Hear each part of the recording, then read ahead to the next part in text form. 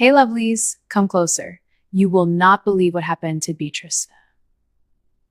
Beatrice is a 19-year-old girl living with her parents and her two younger siblings, Karina and Ronald.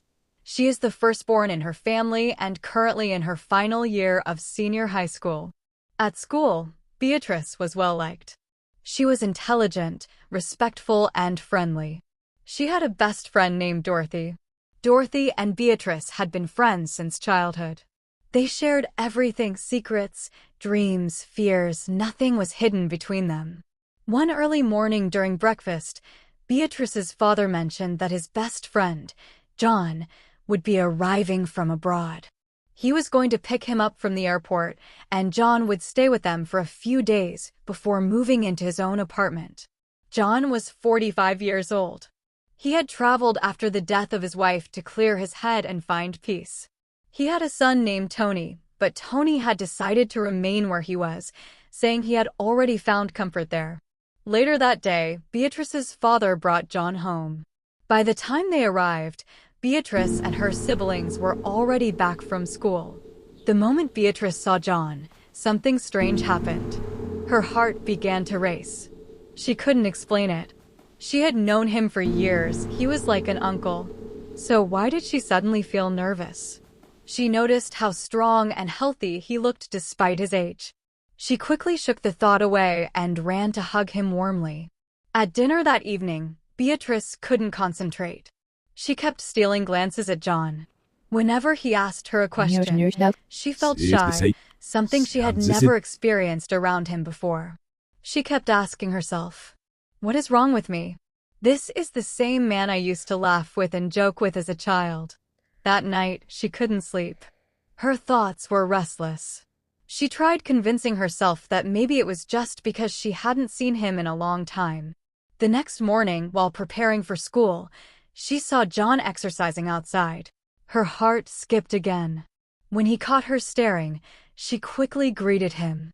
He smiled warmly and wished her a good day. That simple interaction lingered in her mind all day.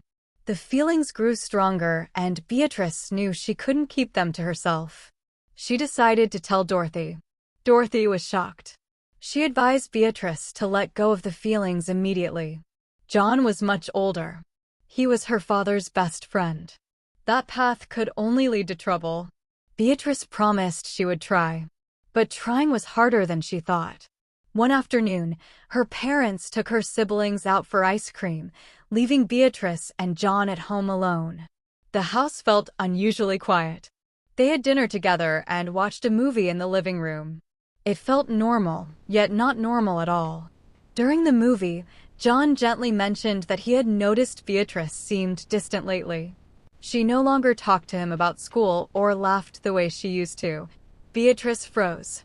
She wanted to tell him the truth, that she didn't see him as an uncle anymore, that her feelings had changed. But the words refused to come out. Instead, she blamed it on school pressure and her final exams. In the following weeks, Beatrice became even more distant. She stayed in her room most of the time, avoiding him. The knock on her door was soft, but her heartbeat was louder. John stood inside her room now, the door half closed behind him. The evening light filtered through the curtains, casting long shadows across the walls. He looked at her, not like a father's friend this time, but like a man trying to understand something he couldn't quite name. "Beatrice," he said gently, "what's going on with you?" She couldn't answer. Her throat felt dry.